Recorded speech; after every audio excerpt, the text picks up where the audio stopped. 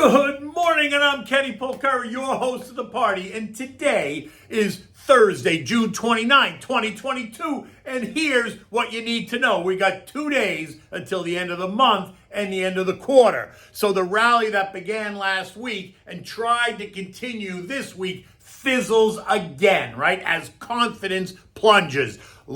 Christine Lagarde from the European Central Bank, promises to go easy on rate increases. And here in the United States, Williams, Daly, and Mester, all Fed presidents, are pushing for higher rates, mimicking JJ's stance. And oil remains higher as the U.S. is now well into hurricane season. And tomorrow, it's the end of the month and the end of the quarter.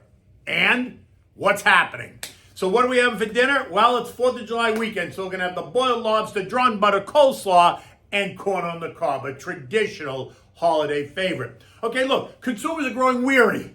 They're tired. They're concerned about the outlook for the U.S. economy. And yesterday we learned that consumer confidence plunged to a low not seen in more than a decade, driven by concerns about the rising cost of living. But more specifically, the rising cost of food and energy and housing, things that you need day in and day out. Yesterday's read was expected to be 100, down from 106, already a concerning number, but when the print hit the tape, it was even more dire, coming in at 98.7, and what is even more worrisome is that future expectations are well below 80 for the second part of 2022, and that suggests that more and more people believe that we're either in or on the cusp of a recession, no matter what the talking heads want you to believe, right? Because they're all saying, no. Recall that earlier in the month, we also got the University of Michigan Consumer Sentiment Indicator, and that measures how you feel about your personal finances, and that had fallen to a record low. So yesterday's report should not be that much of a surprise. Now, when both of these reports decline in tandem, that usually points to a decline in consumer spending. And bingo! May retail sales numbers were also lower. Then yesterday, we also got the FHFA Housing Price Index, and that moved up by 1.6% versus the expected rise of 1.4%, suggesting housing is getting more expensive.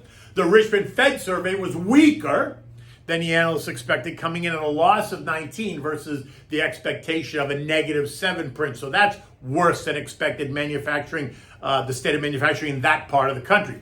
In the end, if the idea was that a recession is coming or is here, a strong labor market is going to do nothing to prevent living standards from eroding as inflation kisses 9% and robs you of your ability to live, and you're having trouble putting food on the table, gas in your car, or a roof over your head. And then we heard from two more Fed heads, San Fran's Mary Daly and New York's Johnny Williams, and both remain steadfast in their view that rates will continue to rise at a brisk pace in order to slow down the economy and bring inflation under control. Then over in Europe, as if we didn't have enough to worry about, European Central Bank President Christine Lagarde told us that they are prepared to raise rates ever so gently, gradually is the word she used, versus being more aggressive like the Fed. And she's going to do that over the next 6 months to combat stubbornly high inflation.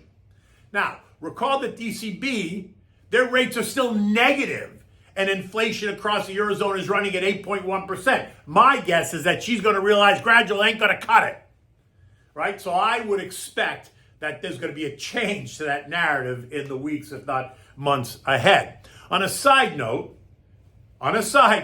watch what happens to inflation across the Eurozone as summer turns to fall and fall turns to winter, and the cost of heating their homes skyrockets because of the disruption in oil brought on by the Russia-Ukraine crisis, which, by the way, she can't do anything about. Rising rates are not going to create more oil supply or more energy for Europe. It's not going to bring the cost of energy down. The energy issue is a supply-demand story. And the fact that Europe went all in on Russian supplies a decade ago is now proving to be the mistake of the century. But that's another story. And just another side note, Europe, like the US, is now firing up some of those old, closed down coal firing plants to help ease the energy burden, the electricity burden. But you can bet that those on the left are not very happy. But again, that's another story. And have you seen what the coal stocks have done this year? BTU up 135%, CEIX up 140%, ARLP up 47%, ARCH up 70%, reminding you that there is always a bull market somewhere. By the time the closing bell rang yesterday on the New York Stock Exchange, stocks were in a slump. The Dow had given up 500 points, or 1.6%. The S&P lost 82%. The Nasdaq got crushed, choking up 345 points, or 3%. The Russell lost 35 points, or nearly 2%. And the transports gave back 235 points, or 1.7%. Tech, the XLK was down 3% in the day. Consumer discretionary, XLY down 4%. Communications down nearly 3%. They were the worst performers. Everything else in the S&P 1100 sectors was down about 1%, with the exception of energy, XLE, which was up 2.7%. Retail, XRT down 4%. Disruptive tech, ARC down 6%. Semiconductors, SOXX down 2.5%. All while the contra trades rose as you would expect. The DOG, PSQ, SH, VIXI, and SPXS were all higher.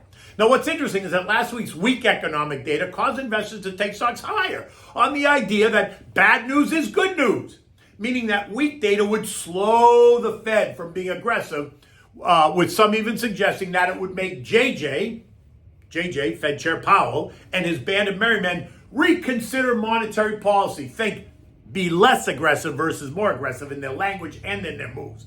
But yesterday's weak data is an example of how bad news is bad news for markets. You see, if you have inflation expectations by consumers going up at a pace that the report suggested, then that means the Fed will have to become more aggressive and not less aggressive, and boom, down you go. Next up, it's the end of the month, right? End of the month, end of the quarter. And this event usually creates a bit of drama and excitement as portfolio managers shuffle the deck and prepare for the start of the new quarter. And that rebalancing will become clearer today and tomorrow as the clock ticks down, right? Because it is reporting season as of tomorrow night, 4 o'clock. Friday is July 1st, right?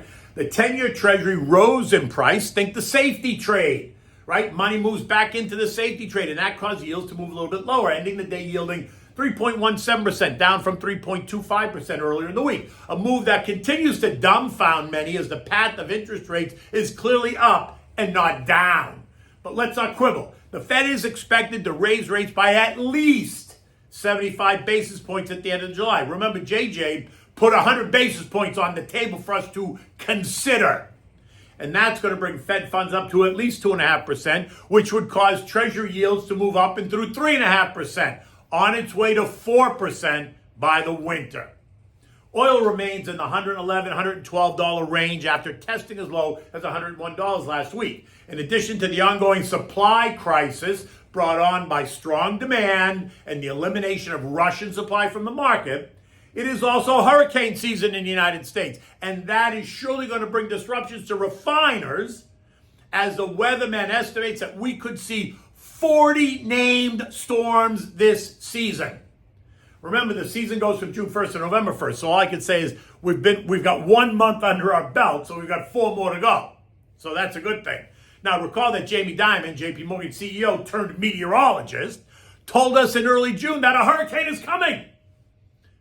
All right, though. He meant a financial hurricane, not a weather-related hurricane, right? Sorry about that. We'll revisit that later. This morning, we're seeing U.S. futures attempt to push higher, but significantly less than they were on Monday or Tuesday, even Wednesday. At 5 a.m., the Dow futures were up 30 points, the S&P were up 2, the Nasdaq up 10, and the Russell's up 1. Expect trading to remain erratic and at times unexplainable as the month and the quarter end, and portfolio managers rebalance their portfolios and investors reallocate investment dollars, right, as we move into the end of the quarter.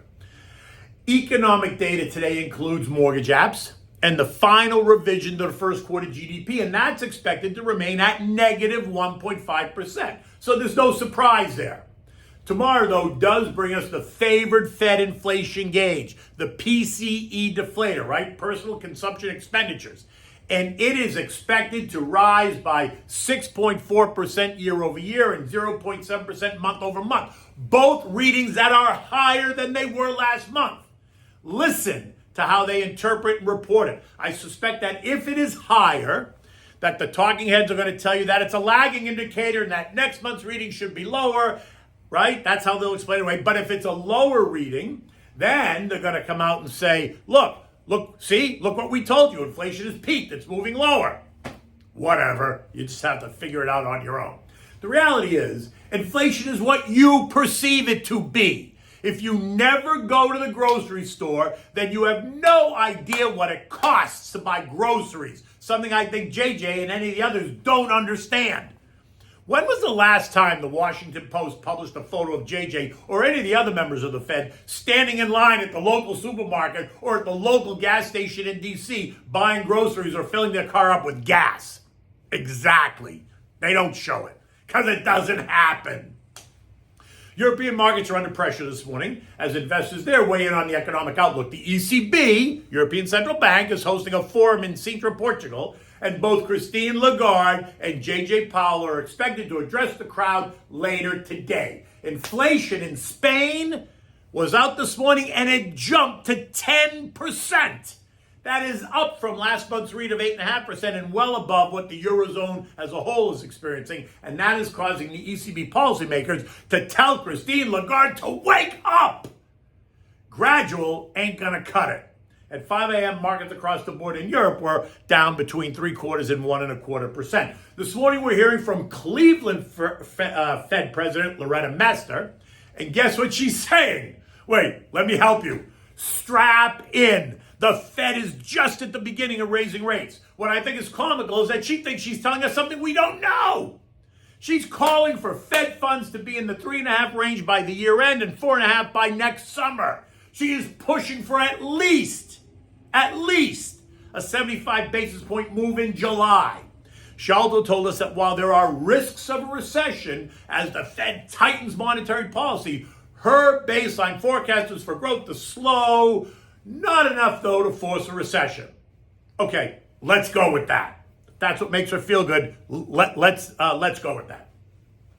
The S&P last night closed at 38.21 after testing as high as 39.45 and as low as 38.20. It was a 124-point intraday swing. We did close the gap that was created on June 13th, but we failed to close the gap created on June 10th. We remain in the 3,600, 4,000 trading range, the broad trading range. Friday is July 1st, and it is the long 4th of July holiday weekend. I expect all the action is going to be packed into today and tomorrow. Friday is going to see so many hit the road to escape for the holiday. Earnings begin anew on July 14th. And this season is expected to be interesting as we learn what the C-suite is going to think about what the future holds. Expect to see more revisions in the days ahead as analysts sharpen their estimates and companies offer some clues as to what might be ailing them as we move into fall. Watch as the retailers set us up for that back-to-school shopping season. Who, though, will be the first to push the get ready for Christmas shopping season? I mean, it's exhausting. It's not even 4th of July yet. Well, it kind of is, but you know what I mean. Okay, look, stay focused. Continue to put money to work over time and not all at once. It's called dollar cost averaging, and it works to your benefit if you stick to the plan. Talk to your advisor. Get comfortable with where you are and who you are and what you own and why you own it. Stick with the stalwarts in these anxious times. Big and boring can be beautiful. I remain in the camp, as you know, that says we cannot avoid a hard landing, and so I remain cautious as we move into the third quarter. I suspect that the market will be forced to reprice and retest S&P 3600, where I think it will hold unless suddenly we start getting this completely out of whack macro data. Okay, so what are we having for dinner? Well, it is the 4th of July weekend. It is summertime. It's going to be hot, so we want the boiled lobster, coleslaw, and corn on the cob. Nothing better for 4th of July. Right? And like I said, we always did it at the Cape. It was always time to have the steamed lobsters and the drawn butter. And you had to serve this with your classic coleslaw and your corn on the cob, like I said. So set up the picnic table, put it right on the beach so you can hear the sound of the ocean waves slapping against the sand. Take your turkey fryer, fill it with water to boil the lobsters and the corn. Make sure you bring your propane tank. This meal, though, is going to be expensive. Now, look, in the 4th of July, they tell us that the 4th of July holiday meal is up 17% year over year, but lobsters are expensive. I mean, just think about what the gas costs to get the boat to go out to where the traps are to pull up the lobsters and bring them back in. So for this, you need your turkey fryer and your portable propane tank. You need 6 1.5-pound lobsters, plenty of melted butter, classic coleslaw, and 6 ears of corn, right? You want to start by sparking up the fryer to get the water boiling. Once it boils, you want to drop the live lobsters head first into the pot. Don't overcrowd it. Maybe put 3 in at a time. Never cook a dead lobster. Never. Let it boil for 8 to 10 minutes max. Remove and then repeat cook the other ones, right? Take the lobsters after you've cooked them, put them in a big cooler. Don't ice them. Just put them in the cooler and shut it just to keep them warm. I'm not telling you to put ice on. Toss the water out. Throw some sticks of butter in there. Melt the butter in that pot. Put the butter in a container that it's all nice and melted. Set it aside. Fill the pot back up with water. Bring it to a boil. Add some whole milk and a stick of butter right in that water, and then drop the corn in. Let it boil for 5 to 8 minutes. Remove, and then place all that corn in a big, large bowl. So, this way you're at the beach. Now, you're going to grab the nutcrackers, because that's what you're going to use to crack the lobster shell. You're going to remove the meat from the claws and the tail and the body. I can just taste it. Dip it in the drawn butter, and then enjoy it with the coleslaw and the corn and the cob. And the best part after you have this meal on the beach, you get to go jump in the ocean. How great is that? Anyway, so happy 4th of July, and tomorrow I'm going to give you the blueberry pie and vanilla ice cream, because there's nothing more American than blueberry pie, vanilla ice cream, and a baseball game. In any event, it's going to be another beautiful day here in South Florida, probably 90 degrees, a little bit humid, as you can see by the water on the window. But it is what it is. That's life in Florida during the summertime. In any event, until tomorrow, take good care.